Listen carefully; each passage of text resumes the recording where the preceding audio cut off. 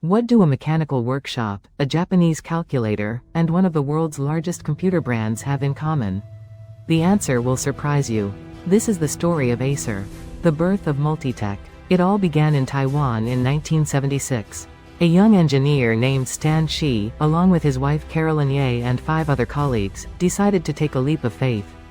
Their dream? To create their own company. They named it Multitech.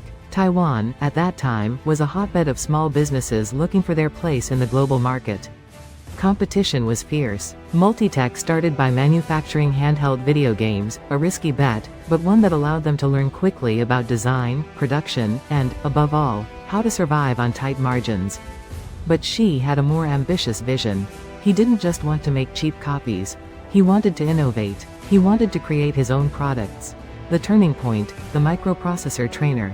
Multitech's first major success came with the microprocessor trainer, an educational tool for learning about microprocessors. It wasn't a glamorous product, but it opened the doors to the international market. It demonstrated that Multitech was capable of designing and manufacturing high-quality products. The 1980s were a time of rapid change in the computer industry. IBM dominated the personal computer market, but there was room for new players. Multitech knew it, and they bet big. In 1986, Multitech launched its first IBM-compatible personal computer. A bold move that catapulted them to the forefront of the industry. But to compete with the big boys, they needed more than just good products. They needed a brand. The origin of Acer, a translation error? This is where the story gets interesting.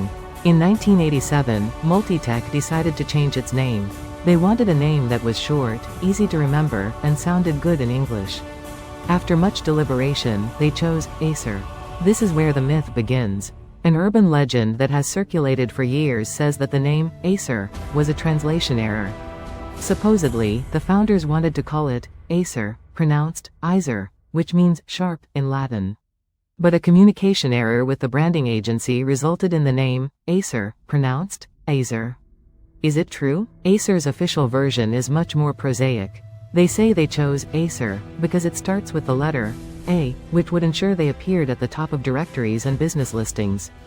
In addition, it sounds similar to the word eager in English, conveying an image of dynamism and energy.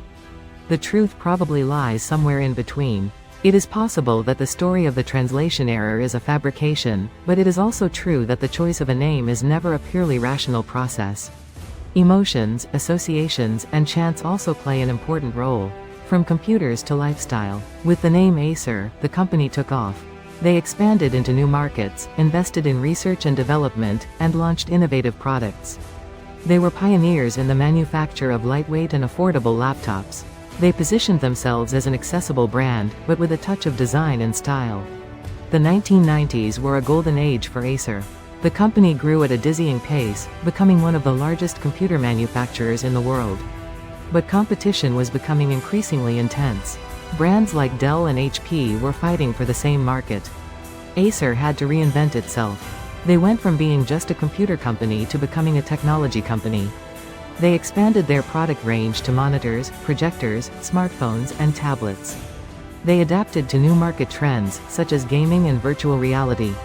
Acer today, a giant in evolution. Today, Acer is a global brand present in more than 160 countries. Its products are sold all over the world. The company has been able to adapt to market changes, maintaining its innovative spirit and its commitment to quality. Acer has shown that a company born in a small workshop in Taiwan can compete with the giants of the technology industry.